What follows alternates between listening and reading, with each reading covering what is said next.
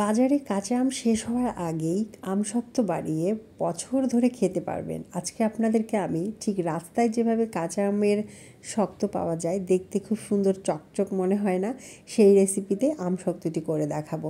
তো ঠিক আছে, পুরো রেসিপিটির সাথে থাকলে অবশ্যই দেখতে পাবেন স্টেপ টু স্টেপ।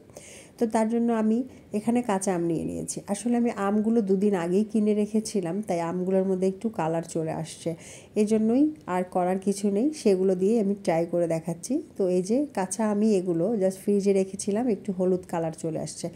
আমগুলোকে কুচি করে নিয়েছি, আধা কাপ পরিমাণ পানি অ্যাড করতে দিয়েছি। খুব বেশি পানি দেওয়ার প্রয়োজন নেই, যেহেতু আমার আমগুলো অলরেডি একটু পাকা পাকা ভাব চলেই এসেছে।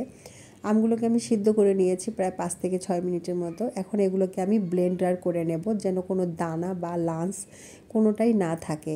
তো চলুন আমগুলো ব্লেন্ডার করে নেই। এখানে আমি একটা প্যান বসিয়ে দিয়েছি। প্যানে এখন আমি 1 কাপ পরিমাণ চিনি দিয়ে দেব।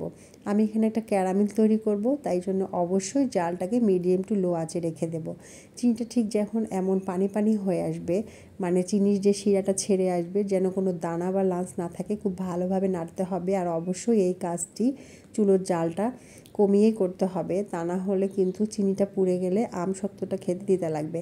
তো আমি কিন্তু একেবারে রাস্তার মামাদের মতোই একটা কালার আনবো, সেই জন্য ক্যারামেলটা খুব বেশি করে ফেলেছি। আপনারা যদি হালকা কালার করতে চান তাহলে হালকাই কালারটা রাখবেন, আমি বেশি করব তাই।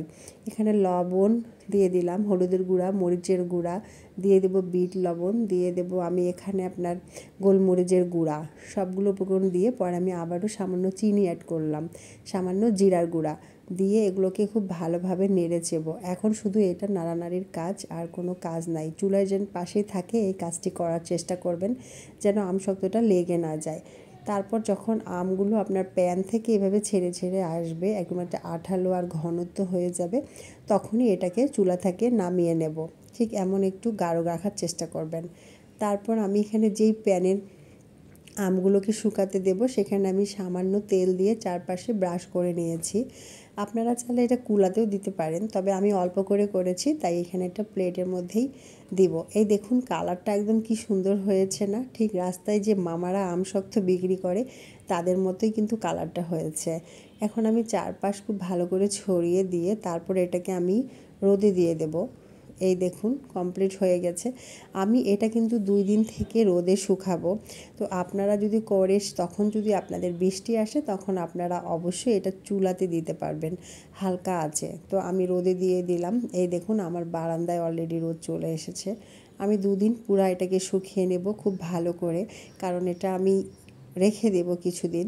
তো এই যে হয়ে গিয়েছে, শুকিয়ে গিয়েছে। এখন এটাকে আমি কেটে নেব চাকু দিয়ে। আপনারা আপনাদের মতো শেপ করেই নিতে পারেন, এটা কোনো ব্যাপার না। তো ঠিক আছে, আমসত্ত্ব রেসিপিটি কেমন লাগলো জানাবেন। ভালো লাগলে অবশ্যই আমার ইউটিউব চ্যানেল থেকে যারা দেখবেন একটু সাবস্ক্রাইব করে পাশে থাকবেন। আল্লাহ হাফেজ।